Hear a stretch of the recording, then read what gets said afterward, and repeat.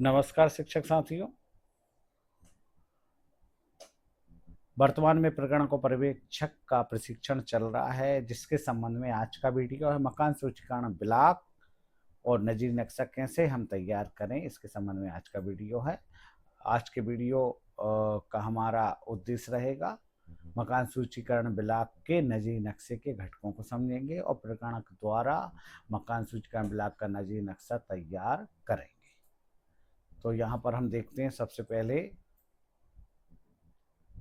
कि एचएलवी जो लेआउट मानचित्र में क्या क्या शामिल होना चाहिए। तो सबसे पहले एक एचएलवी के लिए प्रगणक द्वारा एक फ्री हैंड स्केच मतलब मापानुसार नहीं तैयार किया जाएगा, जिसमें निम्नलिखित विवरण शामिल हैं। सबसे पहला एचएलवी का लोकेशन विवरण हो।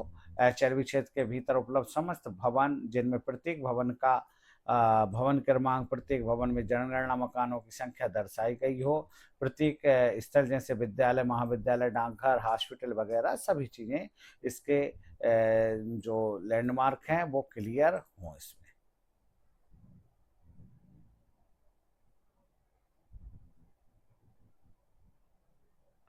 यहाँ पर हम देखें प्रगणकों के लिए 10 महत्वपूर्ण नियम हैं। सबसे पहला, लेआउट मानचित्र तैयार करने का उद्देश्य आपको सौंपे गए एचएलवी, आपको जितनी भी एचएलवी मिली हैं, मतलब एक प्रगणक के लिए एक से ज्यादा एचएलवी हो सकती हैं, के अंतर्गत आने वाले क्षेत्रों का पूर्व कवरेज करना है। उसके बाद लेआउट मानचित्र में विभिन्न प्रयोजन के लिए आने वाले सभी भवन संरचना दर्शाई गई, जैसे आवासीय, गैर आवासीय, मिश्रित, खाली मकान, साथ ही खेत, खाली स्थान आदि भी इसमें शामिल करना है। और यदि व्यवस्थित भवन क्रमांक उपलब्ध हो तो उसे लेआउट मानचित्र में दर्शाएं, और यदि ना हो तो अपन को डालना है। और यदि कोई उचित भवन क्रमांक ना हो तो क्रमांक संख्या आवंटित करनी है, वही संख्या लेआउट मानचित्र में हमें लिखनी है।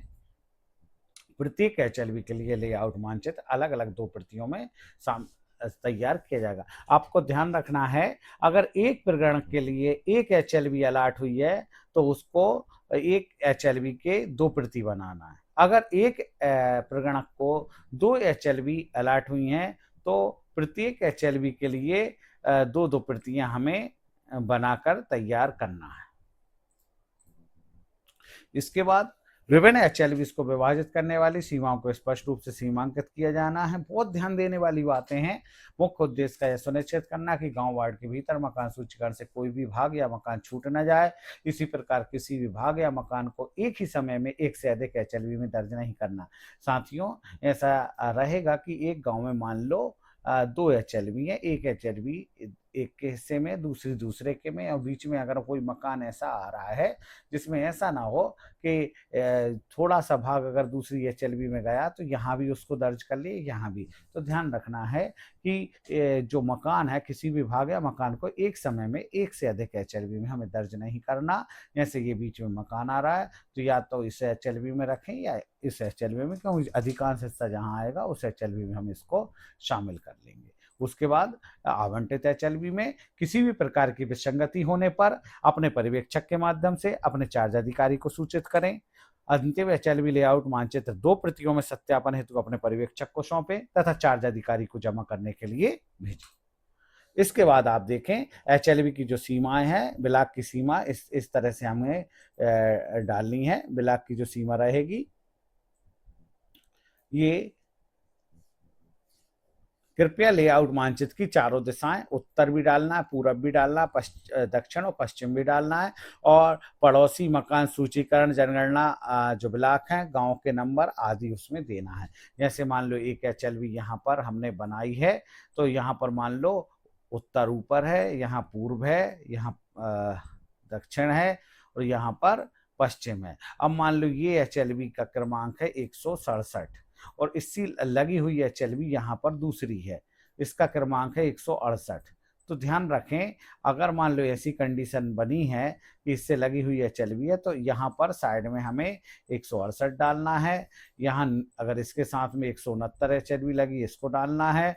हो सकता है यहाँ पर 166 एचएलवी लगी है, इसको डालना है। और गांव का नाम भी डाल सकते हैं आप, और इसके साइड में जो एचएलवी लगी है हमें उसको भी डालना है। यहाँ पर जो भी एचएलवी संख्या इससे सीमा से लगी हो उनकी संख्या हमें यहाँ पर डालनी है। इसके बाद जो लैंडमार्क हैं उनका ध्यान रखना है हमें। जैसे ये पक्की सड़क का जो लैंडमार्क है, आप देखें ये पक्की सड़क का लैंडमार्क है, ये कच्ची सड़क का है, डंडी के लिए सिंगल, और रेलवे लाइन के लिए ये इस तरह से आपको लैंडमार्क क्लियर करना है।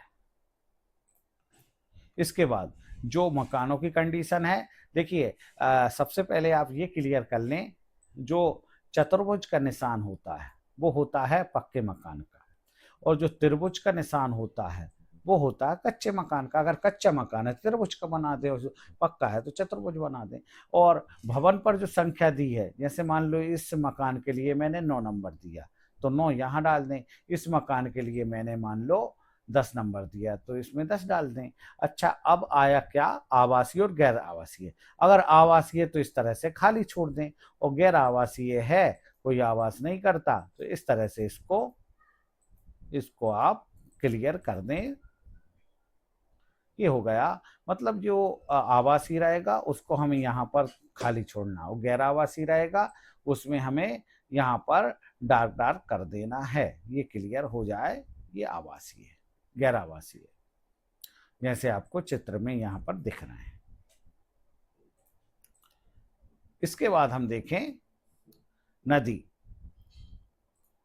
नदी के लिए ये साइन है, नहर के लिए, तालाब के लिए, आप जो खाली जगह रहेगी एचएलबी के अंदर जो भी आएगा वो सब हमें लैंडमार्क यहाँ पर डाल देना है। ये कुआं के लिए है, नल के लिए, हैंडपंप के लिए है, ये मंदिर के लिए हो गया, मस्जिद के लिए हो गया, चर्च के लिए हो गया, गुरुद्वारे के लिए हो गया, और इसके नीचे आप चाहो तो मंदिर, मस्जिद, चर्च, गुरुद्वारा भी लिख दें।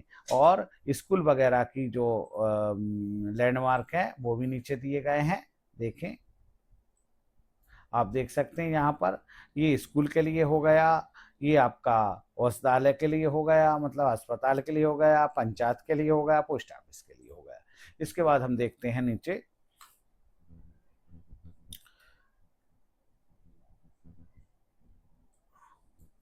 इसको क्लियर कर लें। जैसे मान लो भवन संख्या 9 है और वो भवन पक्का है और वो आवासीय भी है और उसमें 2 जनगणना मकान है। क्लियर कर लें जरा, भवन का संख्या 9 नंबर है, पक्का है, आवासीय है और 2 है, तो इसको इस तरह से आप दे सकते हैं। मतलब ये तो हो गया भवन पक्का, ये भवन पक्का, और ये हो गया इसका जो खाली डला है, इसका मतलब हो गया आवासीय, और इसमें अपन ने नंबर डाल दिया, इसका मतलब हो गया भवन संख्या, और नीचे ब्रैकेट्स में 2 कर दिया, इसका मतलब हो गया जनगणना मकान 2 है। तो ये पक्के के लिए हो गया। अगर कच्चे के लिए बनाते तो कुछ इस तरह बना देते, त्रिभुज बना देते।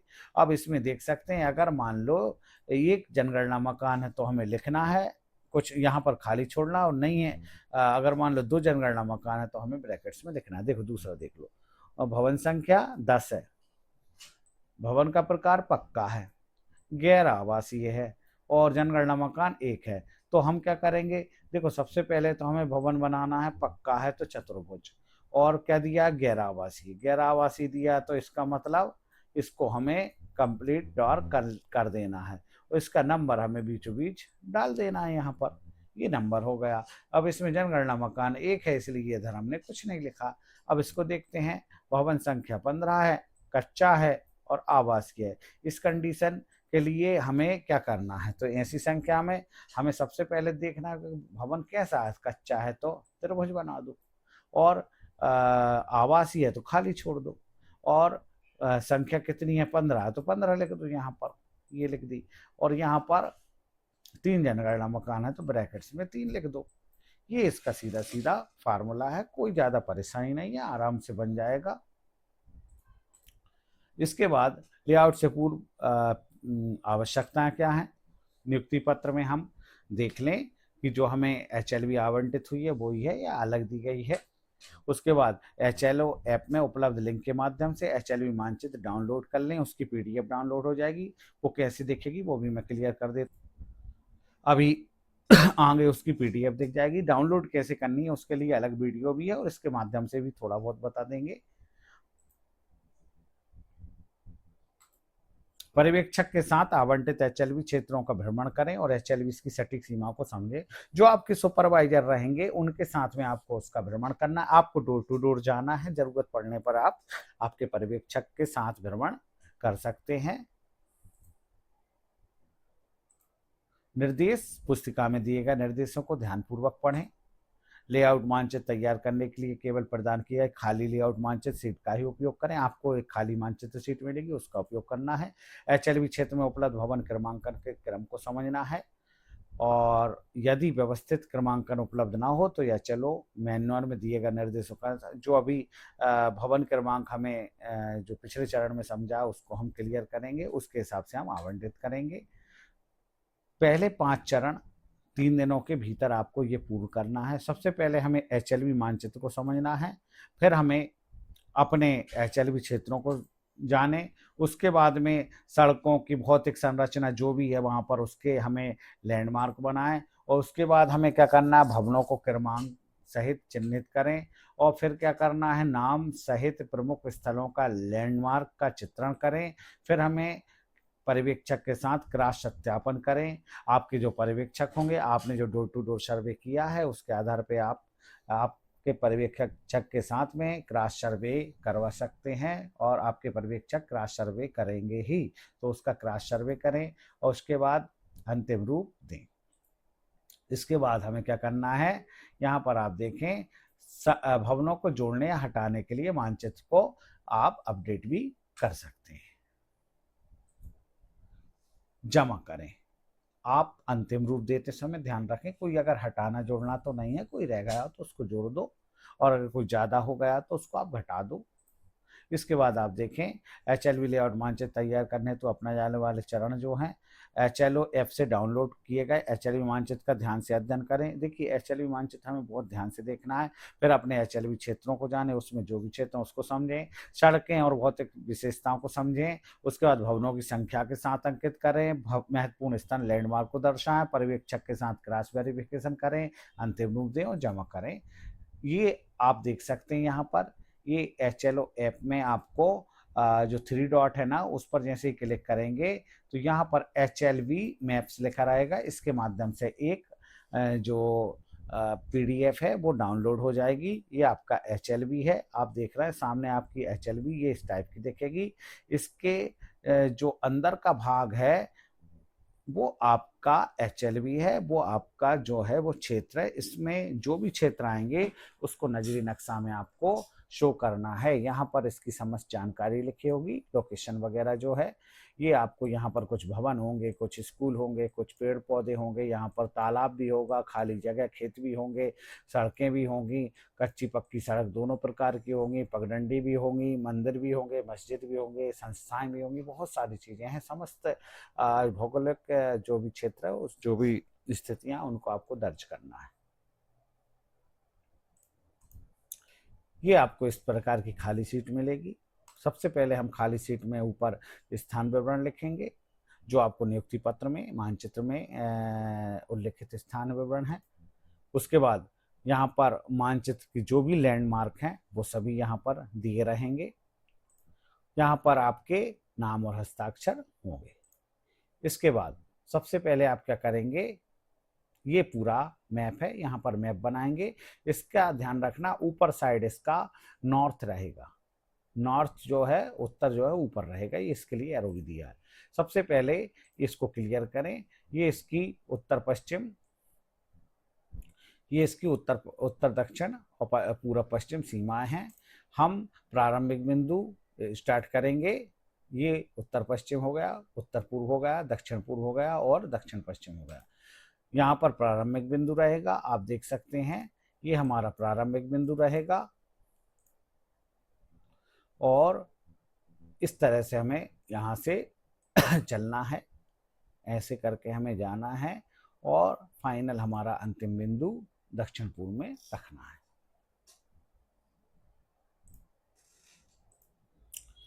अब जब हम मानचित्र तैयार करें तो कैसे करें, ये हमें खाली सीट मिलेगी। खाली सीट पर सबसे पहले हम इसकी आउटलाइन बनाएंगे। इसके बाद आउटलाइन देखिए जिस तरह से यहाँ पर सड़कें वगैरह बनाई गई हैं, ये आप खाली जगह सड़कें और सभी चीज़ आप पहले क्लियर कर दें।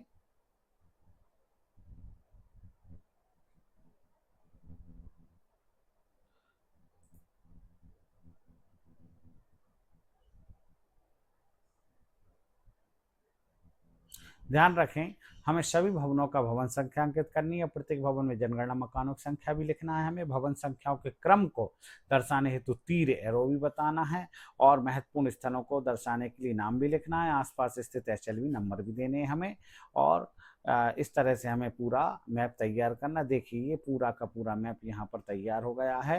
ये यहाँ देखें, ये भवन संख्या लिखी 1 है, 2 है, 3, 4 इस तरह से चल रही है। फिर 5, 6, 7 और 8, 9, 10।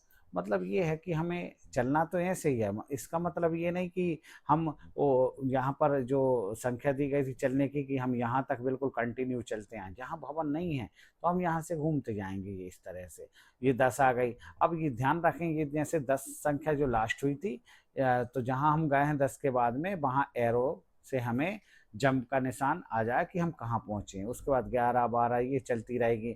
अब यहाँ लास्ट, यहाँ से हम कहाँ पहुँचे, इस साइड निकले। तो इस तरह से हम एरो से ज़रूर यहाँ पर शो करते जाएंगे कि हम पहुँचे कहाँ हैं। तो ये ज़रूर हम शो करते जाएं एरो के माध्यम से। ये आपका जो नक्शा है वो बन के तैयार हो जाएगा। अगर इसमें कोई आपके सवाल हो तो कमेंट बॉक्स में आप ज़रूर लिखें और वीडियो अच्छा लगे तो लाइक और शेयर करना ना भूलें। धन्यवाद।